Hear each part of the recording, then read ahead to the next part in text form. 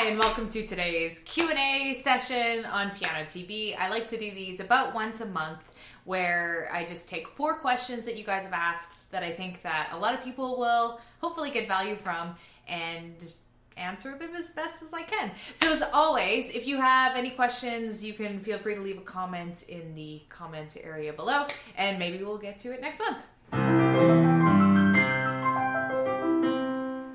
So the first question we're going to talk about today is from Allysia, and she asks, have you ever felt as if you hit a plateau in your playing? Kind of like you felt stuck in a piece. If so, how would you overcome this? Oh yeah, plateaus, normal. They happen all the time. They've happened to me a lot. They've happened to my students. It's just an inevitable part of any learning process. Because this is how it goes. Basically, you start learning a piece, you get like reasonably okay at it, but then you hit a wall with it. And it hits the point where no matter how hard you work and how much you practice, you just get these like tiny marginal gains, and it feels like you're just kind of like pushing through sludge, and you can't quite get your piece to like where you know it needs to be, to that kind of like perfection level. You can only like, you're just really struggling with it. So an example for me is way back in the day, I decided it would be a good idea to learn Chopin's Valse Opus 64 No. 2. It's a really famous valse. I really like the sound of it.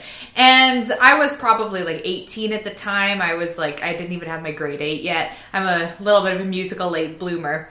So anyway, I was trying to learn the first page, and I just kept getting stuck at all these, there's like a million accidentals in this piece, and there's like all these double sharps, and I could like barely read it. And practicing, it was just this like massive endeavor. It was really, really hard. Eventually I just kind of gave up on it. And then a few years later, when I went to do my grade 9 exam, I picked up this valse again, and learning the first page was super easy. Like, it took me very little effort. It was, I don't know what happened. Like, maybe I got better at sight reading. Maybe I just got better at music in general. But suddenly something that was like really, really like practically impossible became like quite easy. So sometimes I think the best way to overcome a plateau is to just set it aside for a while. You can always come back to it. Like, set something aside for a few months, even like a year or more, and you'll find that when you reapproach it, it suddenly becomes a lot less frightening. And I know this is a really hard thing to do, like mentally, especially if you've put a lot of time and effort into something. It's really hard to be able to leave it, to say, you know what? I'm done with this, I'm moving forward, because it can feel like defeat. But I don't think it's valuable to think of it in that term. Like, it's not, you haven't been defeated by the piece, you just have to come back to it later. It's not over. It's not like you dueled and you were the loser of the duel and now you can never play the piece again. It's just that it wasn't at the time that was appropriate for you, and you just need to put it aside, and then eventually you will conquer that piece, even if it's like 3 years from now. The next question is from Scutsmaster, who asks, if you haven't already, could you make a video on how much piano practice someone should do, ranging from beginner to advanced players? I've touched on this question before in the video we did way back in the day, which was how long does it really take to learn piano, but I want to answer it a little more specifically here. So the first part of the answer you're probably not going to like, because it depends. There's no one right answer. Like, there's not a correct amount of time that anyone needs to be practicing. So objectively, an hour of practice is better than 15 minutes of practice. But if you're only able to do 15 minutes of practice, but not an hour, then 15 minutes is better, because it's the amount that you're going to actually be able to do. So it really depends on you and your circumstances. It's great to commit to, say, an hour of practice, but if you can't, if you like in your head think that, okay, I'm going to practice an hour, and then you never get to the piano because an hour seems like too long and you get too busy and you never practice, then obviously that's not the right answer. It's better to practice what you're capable of practicing. 15 minutes all the time is better than an hour some of the time. But I'll do my best to give a more specific answer than that, and I'll use my students as examples. So if you take an ideal beginner, like in my case, that's usually going to be like around 8 years old. They're very bright. They're very motivated. I might expect 20 to 30 minutes from them every day. And this is almost always sufficient until they've been playing a couple years or are around a grade 1 level. Adults could get away with doing more. Again, it's more important to establish a routine and start small than to, immediately commit to an hour a day in those early phases. I find that like small bits work better than large chunks that only occur sometimes. But anyway, once I've been practicing for a few years, my practice expectations do increase, but it's kind of like a gradual increase over time. Like, it's not like one day it's just like, okay, time to practice 45 minutes now. We just kind of slowly work in that direction, and it usually feels pretty natural. It's not like they're working on the same amount of stuff, but doing more of it. It's that their pieces start to get more complicated, a little bit longer. Maybe they have more of them. So the extra time practicing is more just like a natural consequence of the challenges in their pieces. And the same can be said once we start hitting advanced levels like grade 7 and beyond.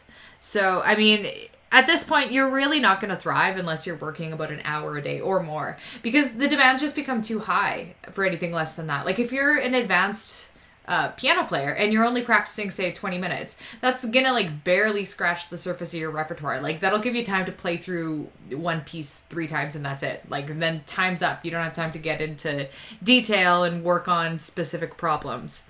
So when I was working on my grade 9, I was doing 1 to 2 hours a day, most days of the week, just because like that's how long it took to actually dig into some of my pieces.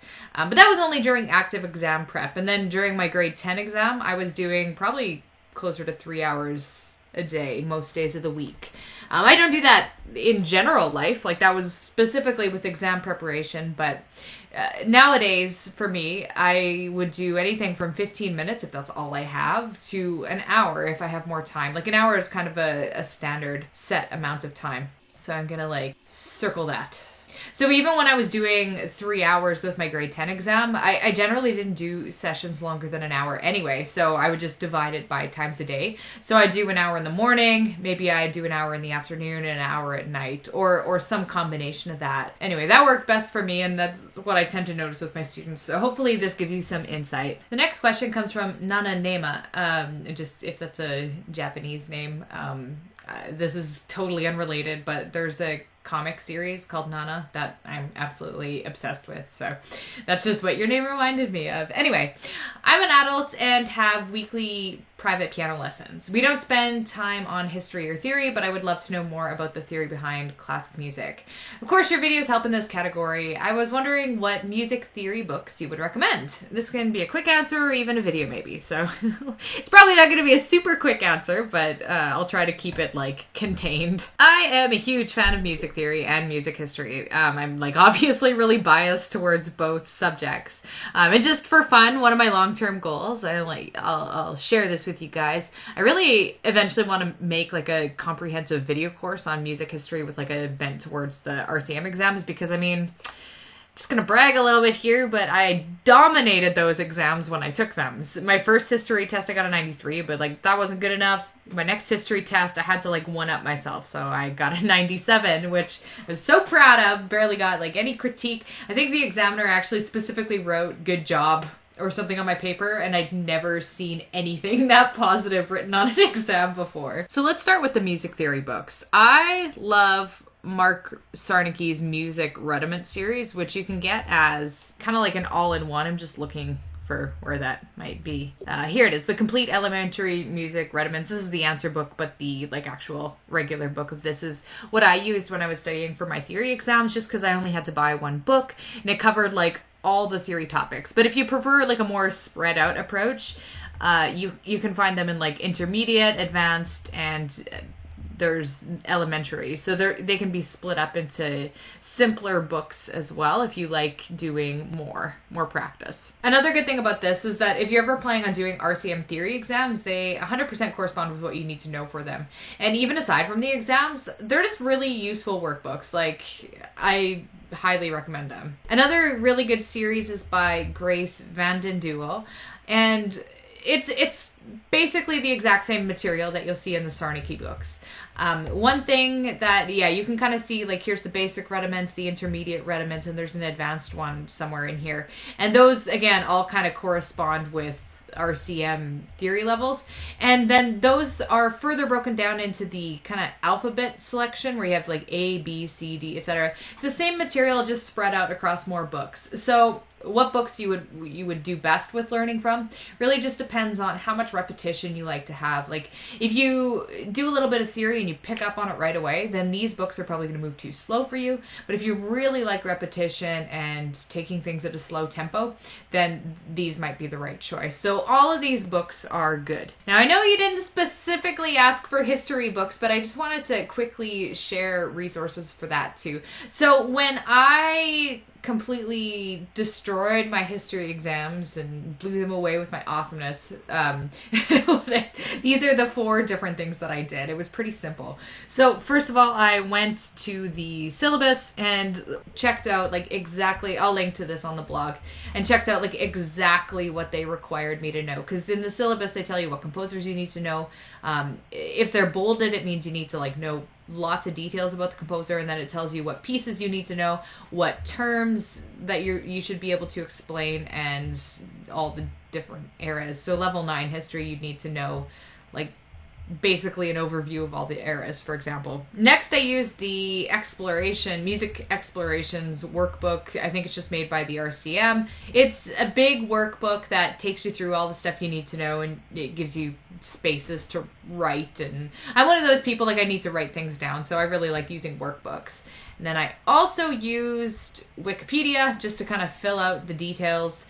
And finally, the practice exam books, which most music stores, every music store that I've been to that carries piano music usually carries these practice exam books. And a lot of the time you can get them like backlogged too. So when I was studying for my grade 9 and grade 10 history, for example, I didn't just buy like one practice exam book, I bought like 4. And then I just kind of like, I would go for coffee and spend 3 hours pouring through an exam, writing the essays, etc. And I think that just like really sharpened the stone. No, not sharpened the stone.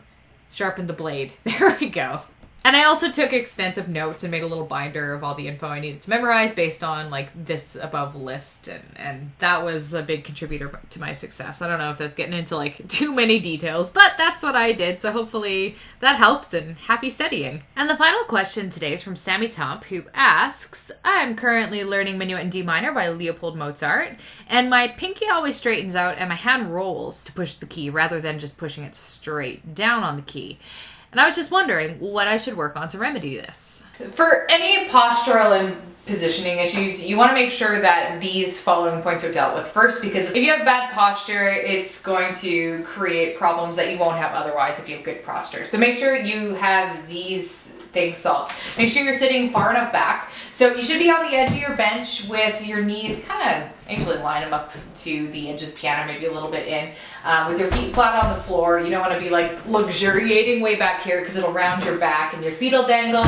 So you want to make sure you're sitting in the right spot. You want to make sure your bench height is correct. Your forearms should be about level with your wrist. If they're kind of sloping downwards, you're too high. If they're kind of like this, you're too low. So make sure you solve that.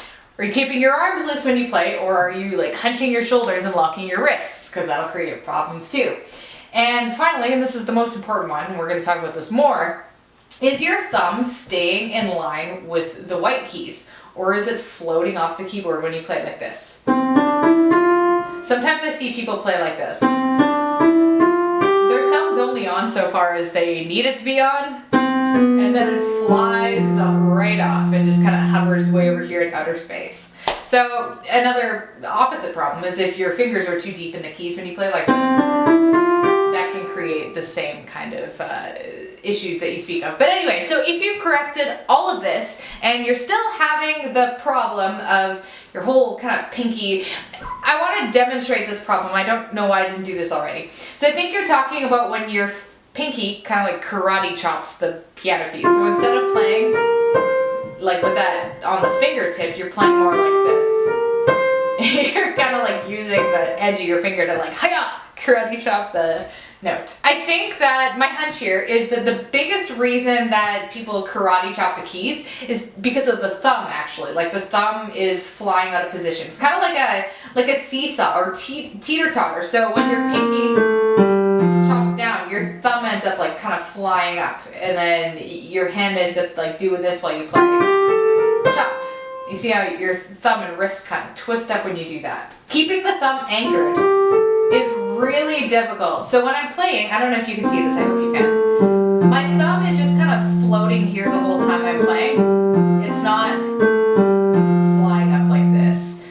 We want to try to keep our wrist relatively straight when we play. And kind of like what I'm doing, slow 5-finger scales are simple enough that you can concentrate on your hand shape while you play the notes. So that would be a good starting point, I think, to correct that issue. Just watch your thumb. And that is all for today's Q&A session. As I mentioned at the beginning of the video, feel free to leave comments in the little comments area below if you have, questions that you want me to maybe answer in the next month's video. And you can also subscribe to this channel if you haven't already. Give it a like if you enjoyed these questions and want to see more videos of this nature. Thank you everyone who helps make these videos possible. You can come hop over on social media and visit me on Instagram, Facebook, and Twitter, and even Patreon. And I will catch you guys in the next video. Toodaloo.